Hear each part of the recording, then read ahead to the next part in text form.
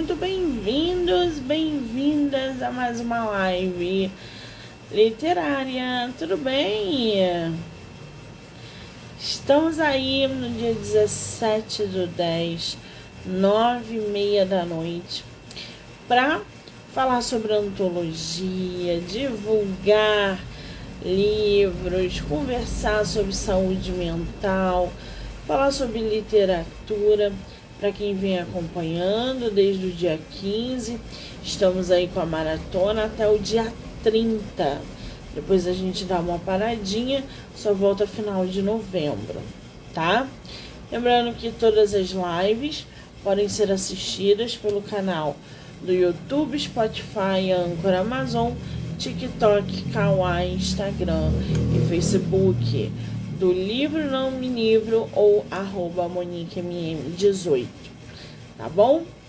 Bom, para dar continuidade nesse ritmo de hoje, a gente vai falar sobre a antologia que já está disponível no site da Amazon, que se chama Aprenda a Dizer Não. Era para o livro ter chegado essa semana, deve estar chegando amanhã ou segunda-feira. Assim que chegar, eu já venho aqui mostrar para vocês. Mas ele já está sendo acessado e comercializado pelo site da Amazon, tá? Então não se preocupem. A gente vai bater um papo agora com uma das psicólogas que gentilmente contribuiu para que esse projeto pudesse ganhar vida, que é a Renata Barbosa. Ela, junto com tantas outras psicólogas, produziu um texto para falar sobre essa questão relacionada entre a saúde mental e a gente dizer não, impor limite, para que a gente não adoeça emocionalmente, tá bom? Pessoal que está entrando, sejam muito bem-vindos, bem-vindas. Vamos ver se a Renata entrou aqui. Renata, querida.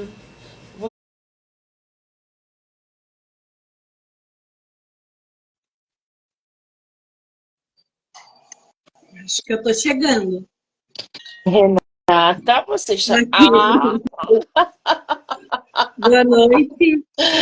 Boa noite, Renata. Seja muito bem-vinda. Tudo bem? Tudo bem? E você? Como é que está? Eu estou ótima. Quero muito te agradecer pelo tempo, pela disponibilidade e principalmente pela paciência e empatia que você teve ao longo de todo o processo da antologia. Obrigada, tá? Imagina, eu que agradeço por poder contribuir. É a tua primeira vez em antologia ou você já tem outras aí na bagagem? É a primeira vez em antologia. Eu já havia feito capítulo de livro, mais científico, e publicação de artigo, mas de antologia é a primeira vez. Que maravilha! E live também é a primeira vez ou você já fez no Instagram? Já fiz algumas compartilhadas, sozinha nunca, mas algumas compartilhadas. Tá cascuda, né, gente? Assim é que é bom. Você é de qual lugar do Brasil? Eu sou de Lages, Santa Catarina. Santa Catarina. Conhece o Rio de Janeiro? Não, só por foto. Então, agora que você está nessa trajetória de antologia, sendo aí uma escritora, 2025 tem Bienal no Rio. Espero poder te conhecer pessoalmente, ouviu? Ah, legal. Vamos programar. Muito bem. Antes da gente entrar no teu texto, né, nessa tua contribuição para essa antologia, eu queria que você falasse um pouquinho sobre você, para o pessoal te conhecer. Você é psicóloga, sua área de atuação, qual o seu público? Hoje você atende online, presencial? Fala um pouquinho de você. Então, eu sou formada há 5 anos, sou graduada em psicologia. Desde a faculdade, bem na verdade, eu sempre escolhi estágios na área da clínica. Então, se a gente for contar o tempo de estágio, eu atendo há 6 anos na clínica, porque eu sempre gostei bastante, então essa é a minha área de atuação. Fiz mestrado em educação, porque queria entender mais sobre os processos de aprendizagem, pois muito do que a gente vivencia, muito dos nossos comportamentos são influenciados por um processo de aprendizagem, então entrei no mestrado para entender um pouco melhor. Também atendia crianças e adolescentes, era o meu público principal, basicamente era só o que eu atendia. E aí o mestrado em educação me ajudou bastante também nesse processo. Hoje eu atendo um pouco menos o público infantil, atendo alguns casos, mas o meu foco é adolescentes, adultos e famílias. Eu tenho especialização em terapia familiar.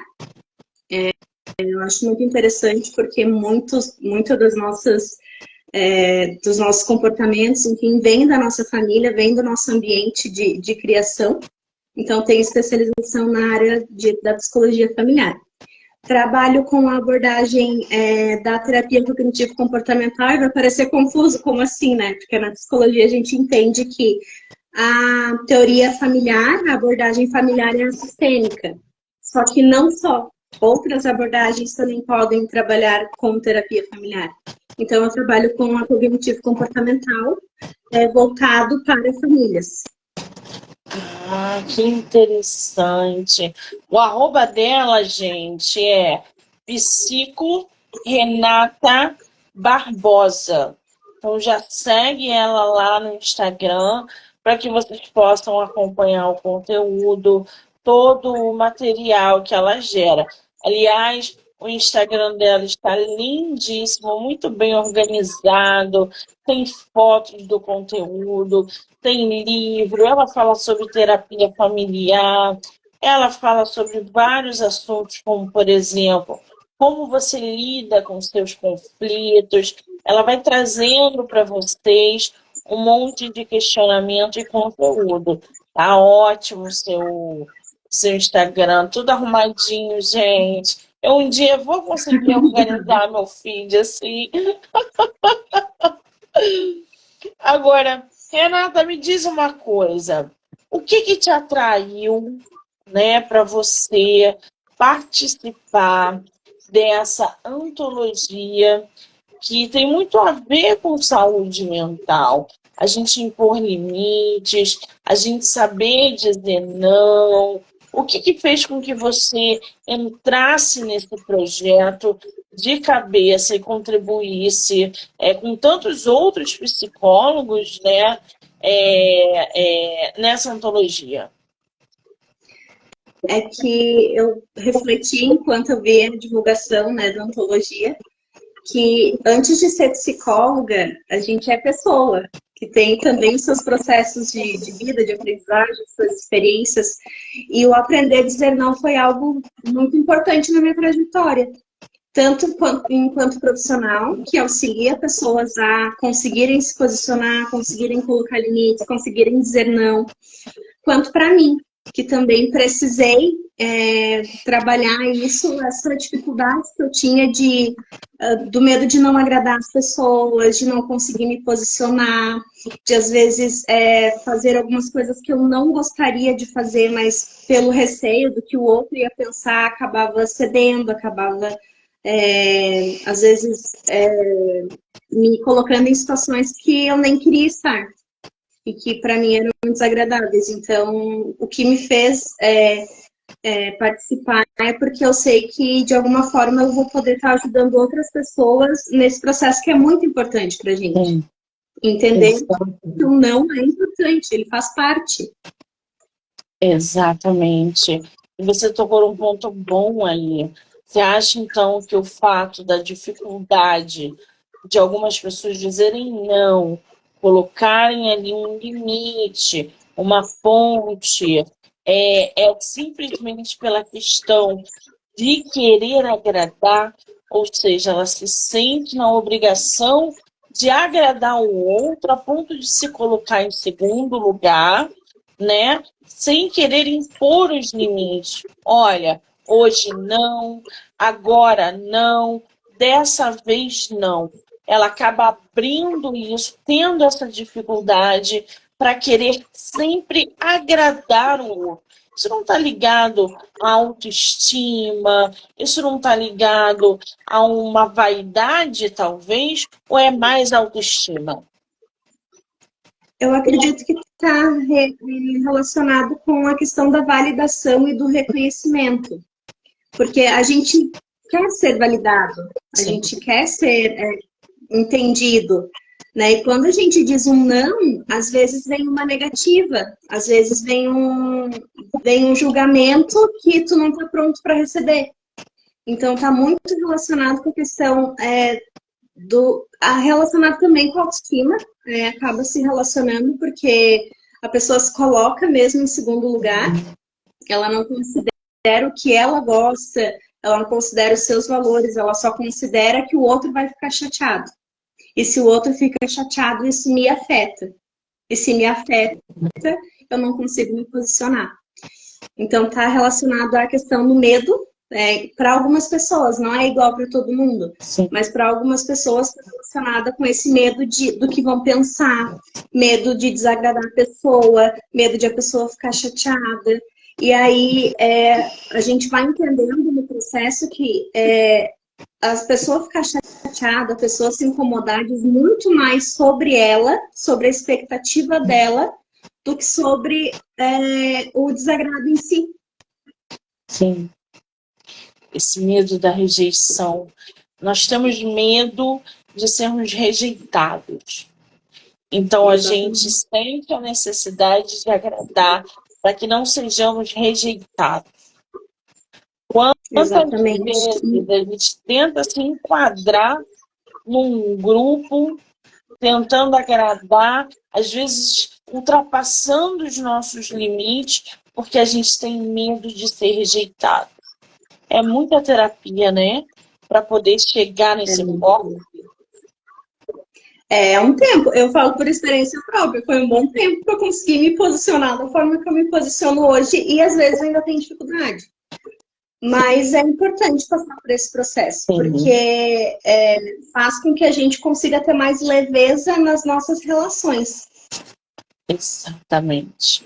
O fato da gente não conseguir dizer não, ele prejudica muito o nosso bem-estar emocional, as nossas relações afetivas, profissionais, pessoais. A gente tem muitos percalços até aprender a, de fato, dizer não. E quando a gente aprende a dizer não, a gente se liberta de um monte de coisa. Mas é importante frisar também que essa libertação, ela pode vir com uma culpa incubada dentro desse não. A pessoa que aprende a dizer não, ela tem que se libertar dessa culpa também, porque ela tem que pensar nela. E isso não acontece com frequência, porque a culpa bate na tua porta e te cobra. Fala, pô, você disse não, cara. Caramba! E aí é que o ser emocional, você tem que estar equilibrado emocionalmente para separar o trigo do joio. Isso não acontece muito, né? As emoções se misturam. É bem importante isso que tu pontuou, porque eu trabalho bastante com os meus pacientes que estão nesse processo de tentar se posicionar, o fato de tentar lidar com o mal-estar que causa inicialmente. Não vai ser sempre assim, mas inicialmente vai causar um mal-estar. Você vai ficar pensando depois, só que a gente tem que aprender a lidar com o mal-estar também. Porque se tu não se posiciona, você vai ter que lidar com o mal-estar de não ter se posicionado, de ter se anulado. E se você se posiciona, tu vai lidar com o mal-estar do desagrado do outro. Então vai ter mal-estar de alguma forma. A gente só tem que escolher o mal-estar que a gente está disposto a encarar. É verdade, a gente tem que escolher um lado e se sentir bem com aquilo, não tem jeito. Aprender a dizer não faz parte do processo. E aí, o texto da nossa autora, da nossa psicóloga, diz o seguinte: não conseguir dizer não e há necessidade de reconhecimento. Aprender a dizer não é uma habilidade que nem sempre temos facilidade. No entanto, é essencial para o bem-estar emocional e psicológico. Muitas pessoas enfrentam dificuldades nesse aspecto, muitas vezes em função da necessidade de aprovação e reconhecimento dos outros, que é o que ela estava falando aqui ainda há pouco, esse medo de ser rejeitado, não querer ser rejeitado e agradar o outro, passando por cima de você mesma, né? Como psicóloga clínica, ela observa diariamente pessoas que queixam-se de não conseguir posicionar-se devido ao receio do que as outras pessoas irão pensar e em como elas irão reagir. Aí já entra uma outra questão, né? Essa coisa de que o outro vai pensar de mim se eu disser não.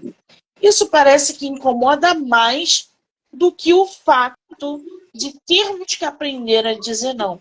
Ou eu estou equivocada? Não, é exatamente isso. E acontece nesse processo do medo do que o outro vai pensar, é um pensamento automático que eu trabalho na terapia com meus pacientes também, que é a leitura mental. A leitura mental é um tipo de pensamento disfuncional que a gente tem, como se a gente adivinhasse o que o outro vai pensar. Por exemplo, se eu falar não, ele vai achar que eu sou arrogante. É como se a gente tentasse adivinhar o que o outro vai pensar. E isso é disfuncional. Por que é disfuncional? Porque na prática não funciona, a gente não consegue adivinhar e prever o que o outro vai pensar. Exatamente. E aí entra aquela questão, né? O que o outro pensa de você é problema dele. O que ele é problema dele. Isso não é seu. Porque é o que ele pensa sobre você. E o que o outro pensa sobre você não define quem você é. E entra aí o papel do autoconhecimento, né?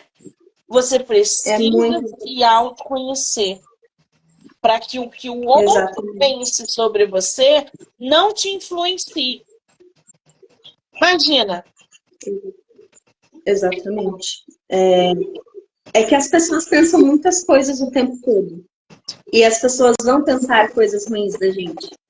A gente não vai fugir disso. As pessoas vão falar alguma coisa sobre a gente, coisas boas e coisas ruins. Sim. Só que a gente tem que aprender a lidar com essas coisas ruins. E se entender, saber, olha, esse tipo de posicionamento não me define. Eu não sou arrogante porque eu disse não porque isso ultrapassa os meus limites. Sim. E aí, sempre que a gente entrar no processo de se posicionar e dizer não, a gente vai desagradar. É muito difícil a gente não desagradar.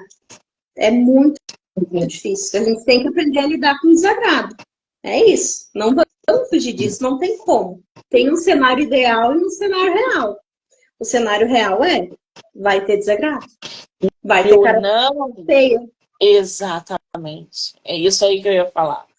O não, você precisa se libertar quando aprende a falar não, e tem que estar equilibrado emocionalmente para cara feia, para julgamento, para rejeição. Entra o autoconhecimento, porque ser rejeitado é muito ruim, ninguém quer ser rejeitado.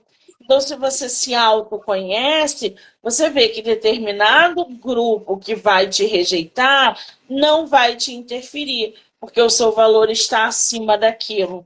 Então, o autoconhecimento, a autoestima, o poder de dizer não, estabelecer limite, isso tudo é um conjunto, gente, que vai guiando a gente para um lado mais positivo, mais libertador. Você deixa aquele papel de ser escrava, de agradar o outro sempre, se colocando em segundo lugar, o de ser sempre gente boa, onde todo mundo explora e abusa, e passa a tomar o seu lugar numa posição mais forte, onde você impõe o limite e encara de frente todo o julgamento que o não vai trazer para você. Então, é importante esse equilíbrio. Fala, pode falar. Desculpa. Tem um pilar muito importante da autoestima, que é a autoconfiança. E precisa ser muito trabalhada quando a gente está falando sobre esse processo de se posicionar.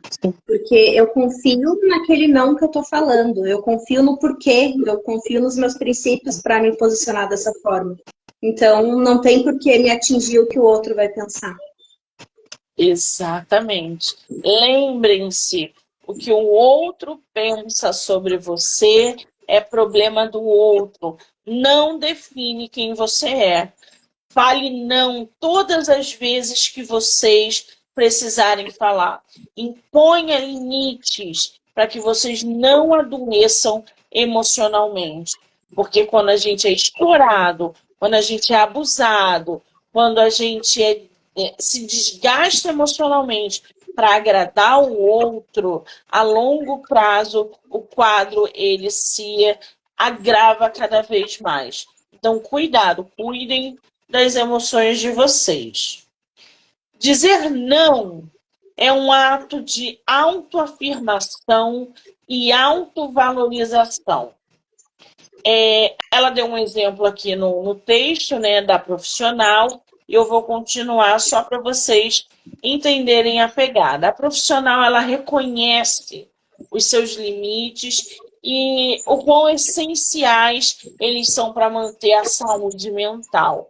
Entretanto, a necessidade de reconhecimento não lhe permite ter coragem de se permitir recusar o pedido. Ela pode se concentrar em suas responsabilidades e encontrar tempo para o que realmente importa na sua vida. Mas como criar coragem para dizer não? E aí? Como é que a gente cria coragem? Praticando. Simples. A prática leva à perfeição. E aí existem formas de se posicionar, porque muitas pessoas confundem o dizer não e o colocar limites, se posicionar, como hostilidade, como ser hostil com as outras pessoas. E não tem nada a ver com isso. Se posicionar, às vezes, é falar de uma forma assertiva aquilo que você não quer. Eu até trago um exemplo no texto de uma profissional que o chefe dela pediu para ela iniciar um projeto do qual ela não podia naquele momento. E aí ela agradeceu a oportunidade, agradeceu por ter lembrado dela, mas que naquele momento ela não ia conseguir se dedicar para o projeto da forma como ela gostaria. Não teve hostilidade, teve posicionamento. Existe o posicionamento passivo, que é aquele que a gente aceita tudo. Existe o agressivo, que é aquele que tem mais hostilidade, mas existe o assertivo, que está no meio termo. Então, não é ser hostil, não é ser grosseiro. Existem formas de você se posicionar, de colocar esse limite, que pode ser respeitoso, que pode ser assertivo. Então, não dá para a gente confundir com hostilidade, porque se a gente tiver esse pensamento de que é hostilidade, de que é negativo, a gente não vai conseguir se posicionar. Exatamente. E aí a Renata fala o seguinte: o primeiro passo para aprender a dizer não é entender as suas próprias necessidades e limites. Pergunte-se, por exemplo, o que é realmente importante para mim neste momento. Esse questionamento ajuda a priorizar o que deve ser mantido em sua vida. Um exemplo prático: faça uma lista de suas prioridades. Anote os compromissos que você tem atualmente e avalie como cada um contribui para os seus objetivos e bem-estar. Isso vai te dar uma visão clara de onde você pode ser mais assertivo. O segundo passo é a comunicação. A forma como você comunica um não pode fazer toda a diferença, que é o que a Renata acabou de exemplificar para você. É possível a gente recusar um pedido de maneira respeitosa e firme, evitando desentendimentos. E existe uma outra maneira, né, que já entra ali já é um pouco mais rude, mais agressivo. Então, isso tudo a Renata vem trazendo no texto dela, esclarecendo para os leitores essa importância de deixar claro o limite, aonde as pessoas não devem ultrapassar com vocês. O terceiro passo que ela coloca aqui é praticar as pequenas recusas. Dá um exemplo para gente, Renata, no dia a dia. Exemplos bem básicos. Sabe aquela pessoa que está vendendo doce na rua e aí ela te aborda perguntando se você quer? Você fala, obrigada. Aí a pessoa diz, não, mas é que eu tô com um problema de saúde e você não quer comprar naquele momento ou você não pode naquele momento. Essa é uma pequena recusa que tem pessoas que têm dificuldade, ficam, ai, tá, vou comprar. Pequenas recusas. Quando oferecem alguma coisa que você não quer no trabalho. Você está fazendo uma dieta, um plano alimentar e chega alguém e te oferece um chocolate.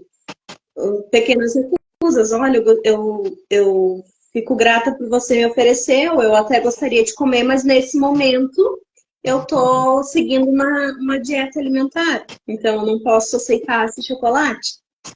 Pequenas recusas básicas, assim. Sim. E no ambiente de trabalho, né, a gente, quando para pensar, é bem mais difícil a gente dizer não do que no cenário familiar, por exemplo. Todo mundo tem um familiar que adora pedir alguma coisa. E você está sempre ali disponível para aquele familiar, que afinal de contas é familiar, mesmo que seja distante, ele é da família. Só que aquele familiar não entende os limites das coisas. Então ele vai diretamente a você. Ele te sobrecarrega. Ele vai te ligar, ele vai te procurar, ele vai direto para você, porque ele se acostumou a ter você para resolver os problemas dele. Então chega numa determinada hora que ele fala assim, não, peraí que eu vou ligar para a Renata, que ela vai resolver isso para mim. E às vezes a Renata está lá deitada na rede, na casa dela, tomando um cafezinho, o telefone toca e ela tem que sair da comodidade da casa dela, do conforto, do lazer, porque ela não sabe dizer não. Ela vai lá e vai resolver o problema desse familiar e levar para ela problemas que não são dela. É aí que entra o perigo. Vocês estão entendendo? E é aí que entram as pequenas recusas, né? Quando um familiar te convida ou algum colega de trabalho te convida para ir em algum lugar depois do trabalho e você está cansado, você não quer ir porque você não quer ir, não tem outro motivo. E aí você pode falar, hoje eu prefiro não sair, mas a gente pode combinar outro dia. Não teve hostilidade. E se a pessoa ficou chateada com isso, dito de forma tão assertiva, a pessoa que tem que lidar não é você. Ainda tem isso.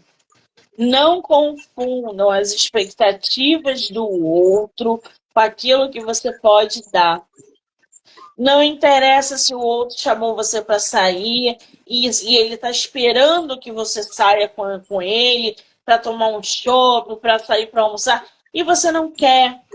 Diga, eu não quero. Hoje não. Mostre. É importante validar. Fala, pode falar. É importante validar o que o outro está pedindo, para não parecer hostilidade. Sentido assim, olha, fico grato por você ter lembrado, fico grato pelo convite, fico feliz por você tá me chamando, mas hoje eu prefiro não ir e a gente pode combinar outro dia.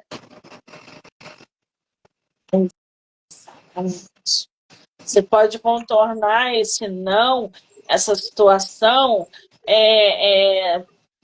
de uma outra maneira, né? Ao invés da pessoa, você é muito chata, eu nunca mais te chamo para nada.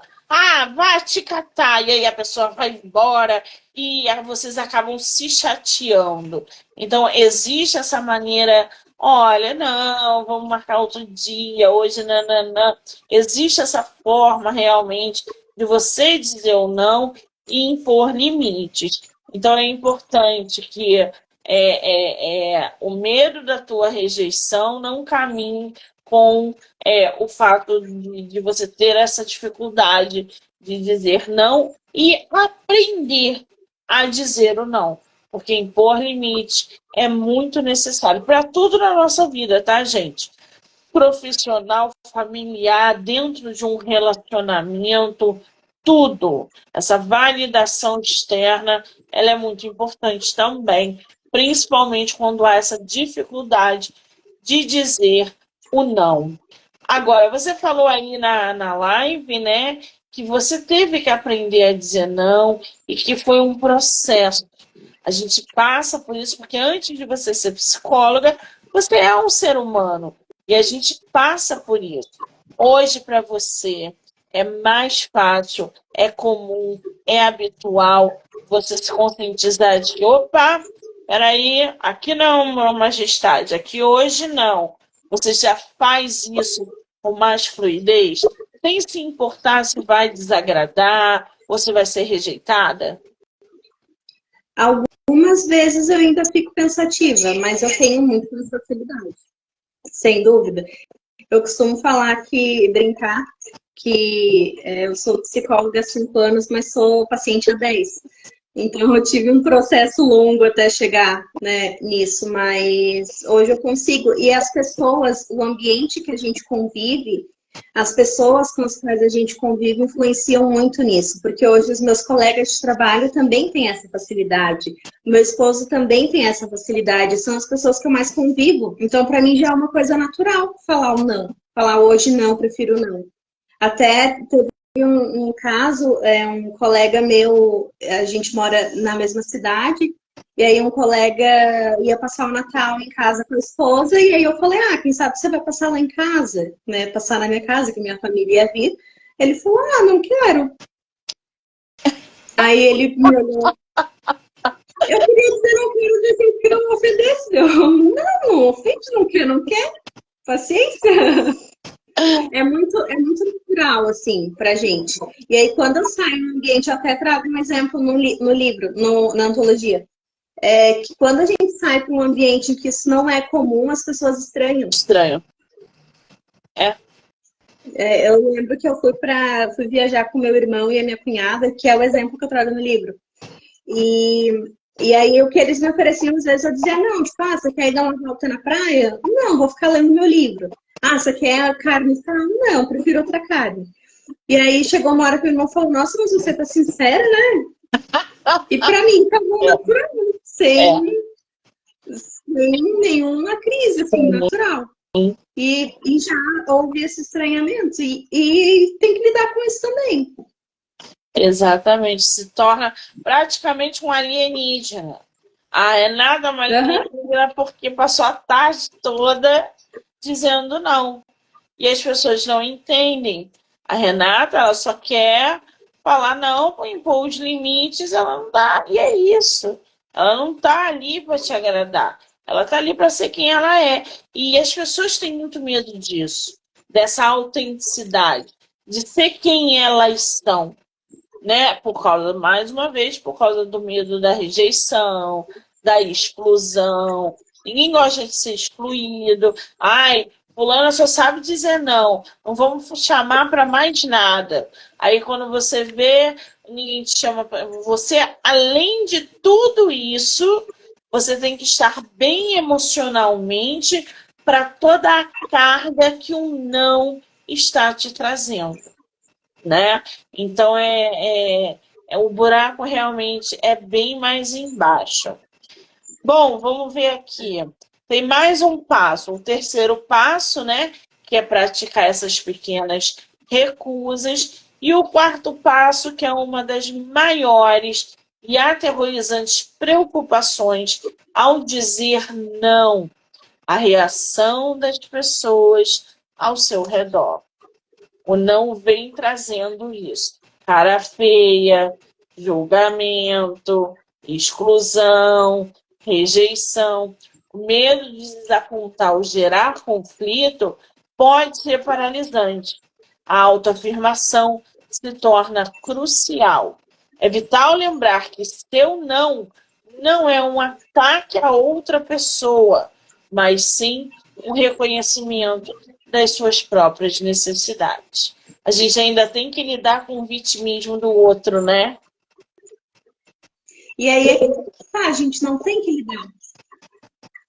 Quem tem que lidar é a pessoa que está se vitimizando. Problema dele. A gente só tem que seguir. Isso aí.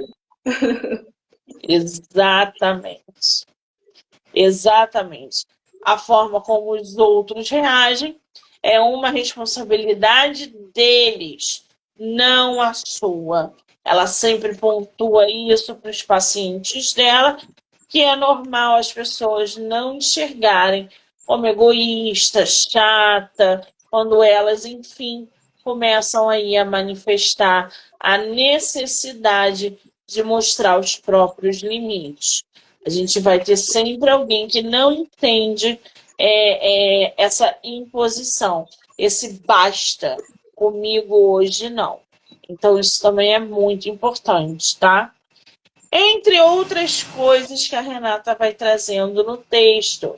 Lembrando que o livro deve estar chegando amanhã ou segunda-feira. Ele está disponível no site da Wiclap, mas vocês já podem acessá-lo no Kindle Ilimitado ou no site da Amazon, em versão e-book. Esse é o texto da Renata, temos vários outros psicólogos e terapeutas envolvidos nessa antologia, abordando essa questão de várias maneiras, e a Renata, com esse texto, né, não conseguir dizer não, e a necessidade de reconhecimento agrega ainda mais esse projeto. Só repetindo mais uma vez o teu arroba, Renata, por favor. É Psico Renata Barbosa. Arroba Psico Renata Barbosa, já segue ela lá. Eu vou botar a Renata como colaboradora aqui na live, para que vocês possam assistir no feed dela.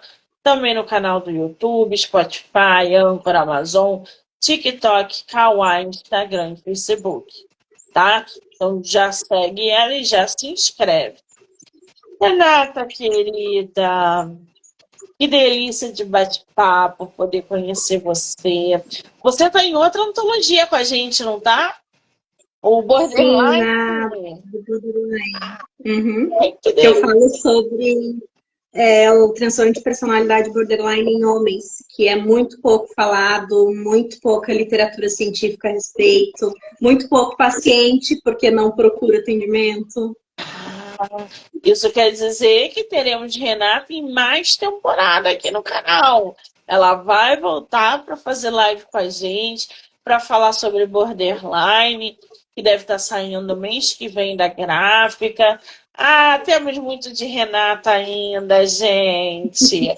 Não deixem de segui-la para acompanhar o conteúdo que ela gera lá e as antologias também. Querida, só te agradecer por tudo, mais uma vez. Obrigada, tá? Imagina. Eu que agradeço a oportunidade. Quando precisar, quando quiser conversar sobre os temas, enfim, conte comigo. Ai, que maravilha! Eu quero muito agradecer a todo mundo que entrou, que saiu, que ficou aqui com a gente, que vai assistir depois. Dizer que eu volto semana que vem com mais bate-papo sobre saúde mental, literatura, antologia, autores e psicólogos. Renata, um beijo, amor. Beijo. Obrigada. Tchau, tchau.